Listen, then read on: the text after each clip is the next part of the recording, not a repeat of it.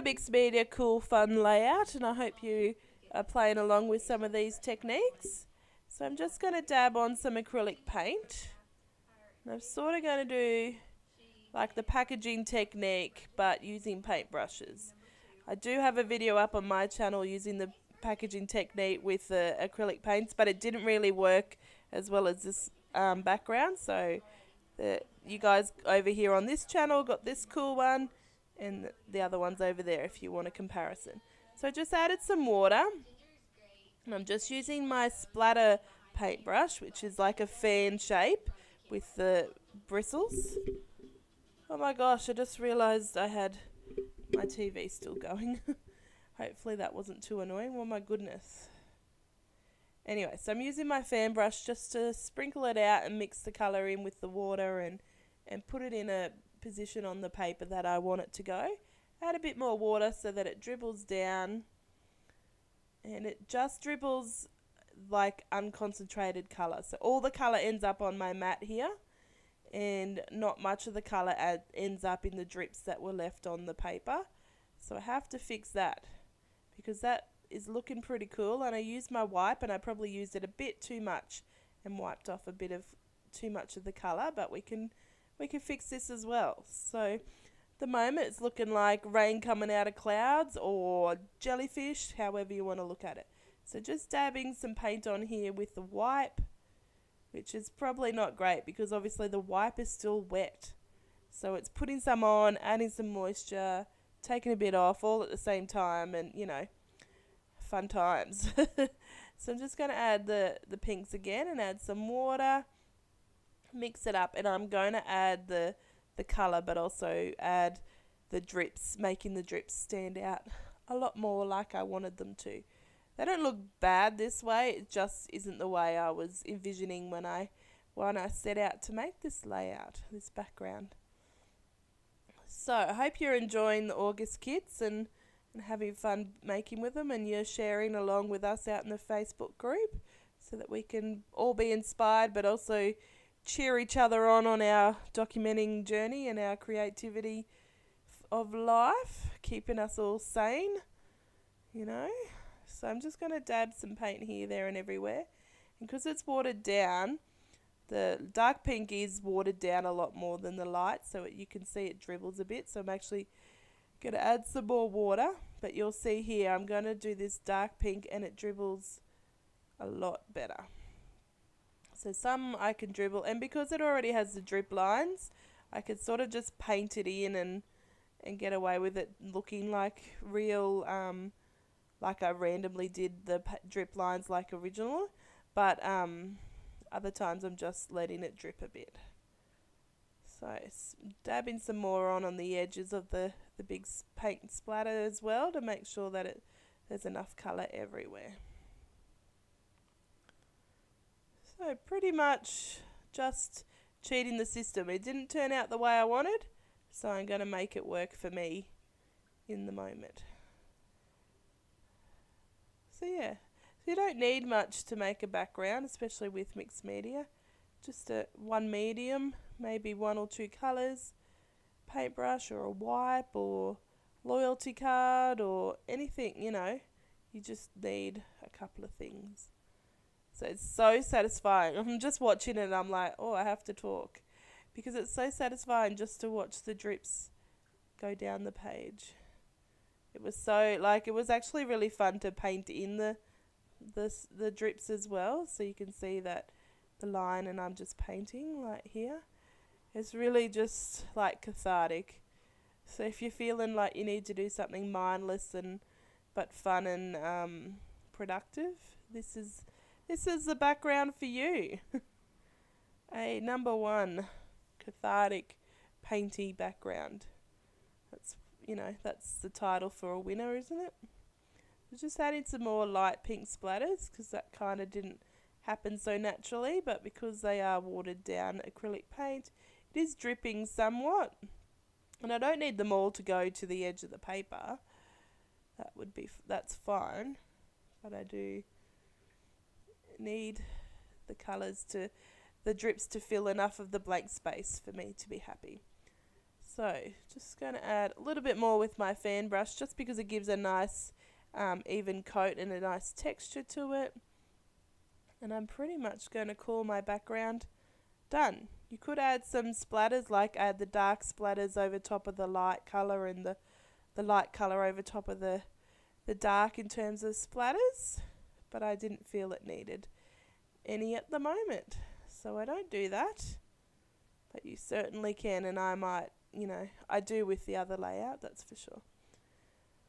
So how are we going, everyone? It's like, I was going to say the middle of the year, but actually it's well and truly past the middle of the year. So here we are. I figured I would love to use these flowers, and this was going to be the layout for me.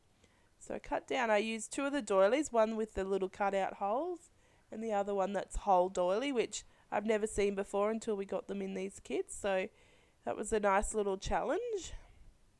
And I'm using the Project Life cards that we get in the kit to use as my layering background. So I'm just going to position them in the way I want them. I'm looking at the left corner in terms of how I want it. Going to stick down my photo, and then I'm going to cut them, and then I'm going to stick down my photo. So rip, rip, rip, cut, cut, cut, snip, snip, snip, and then I'm going to do the same to the sides after I put the photo on again, just to make sure that you can see enough of the pattern paper in the background that your eyes are drawn to it, but you also get to see all that lovely goodness. So I'm adding in a pink doily just for a bit of extra interest there. So going to lay a white, pink, white, and staple it because that's easier than gluing down each layer of doily. And we're going to start doing this background, we've already done the background. We're going to start putting the photo and the embellishments on and call it a day. So going to glue down some fun foam, and that's going to give dimension. And then my page was buckling so much, it was making it hard for the photo to stick on it. So actually just get another cardstock piece. And that's basil cardstock that I was using with the paint. But it just buckled immensely because obviously there's a lot of paint, there's a lot of water going on. So I'm just going to glue it onto this white cardstock. And then it's just going to be much stronger. It is like heavy at the end because I add all the flowers from the packet. And it's got the fun foam and whatnot, but this double layer, like the background being stuck to the cardstock, means that it's stronger than it normally would be, so that's good. So glue it down, cut off the branding strip, and yeah, you can see already that it's laying more flat than it was before. So it's a lot easier to work with now. So just going to, I was going to put some some flowers at the top and some at the bottom, but then I go with them all down the bottom in that left-hand corner. So just cutting off all the stems so that obviously that the stems aren't hanging out, but also that they can lay flat. And I'm just using some spray mist. So I've got some, pinks in Dilutions and Tim Holtz Ranger ones, and then I've got like pink and reds, but I've also got the Kaisercraft, the shimmer mist in a pinky one as well. So no rhyme or reason, I just put them all together so that the colours could all blend and mix together, and just trying to get them at all different angles so that the colours are in different spots, but also so that the shimmer could show through and so that you get the whole part of the flower. So yeah, that was not hard at all to put on, and you could do that with the acrylic paints if you didn't have, if you only just started getting into mixed media, you only got those paints from the mixed media kit, or you wanted them to go with the colours, then you could certainly water them down and drag them through the paint, or make spray mist with the paint. There's a few different ways you could do it, that's for sure. So just gluing these down with some tacky glue, just from my cheap local cheap shop, whatever you want to call them. And yeah, so that's just a nice little cluster of photos. I was debating getting out the gold Heidi Swap Colour Shine, but because of the shimmer from the pink Kaisercraft, I'd left it. I didn't need it. And I really don't have any other gold anywhere else, so we didn't worry about it.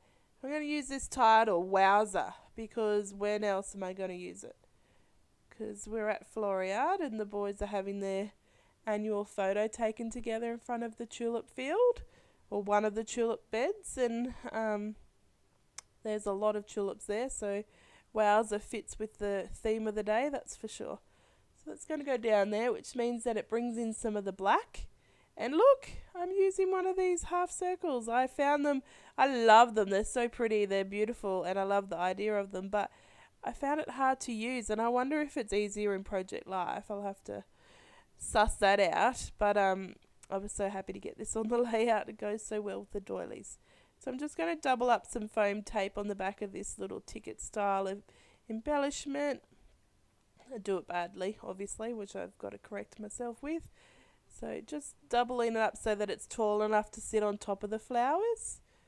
And then I'm going to glue the bottom onto where the flowers are, so that just all brings all the cluster together. And I'm going to find some goodness that's going to draw your eye over to that area, but where the flowers are, and that's going to come from the sticker sheet mainly. So, oh no, got to do some bling first. Apparently that was more important. I thought I was happy with what it was, but then I thought, oh, I need something layered on top of it. Layers upon layers is the name of my game. So a heart and a banner, and I did play around with a few other word stickers and things like that, thinking that it needed more up the top, but all it needed was 2 more word phrases underneath the title Wowza and a doodly border, and we're done. So I change it up with my doodly border and don't do the normal 4 sides or anything like that, so you'll see that in a moment. Just gluing down my photo because apparently I don't know how to glue. Word sticker up the top. Well, ephemera piece, not a sticker. Works like a sticker. Just got to add your own glue. Although some stickers you have to add your own glue too, don't they? Crazy, crazy. So using the planner stickers again. I think they're planner stickers. Are they? Surely. I thought they were, so therefore they are until told otherwise. Just putting some down there. The grey actually just softens that down so that it's not like just a big black cluster underneath the photo. So I'm going to add a thick layer using my Pitt pen, and I did consider doing the 4th edge, but then I thought because the drips are there, it'd be nice to just have it enclosed in up the top. And then I get out my normal Sharpie and just add 3 or 4 doodly lines in and around over top of that big thick line, just to add some more of the messy look that is going on in the background. So yeah, so it's sometimes nice to just change up what you do.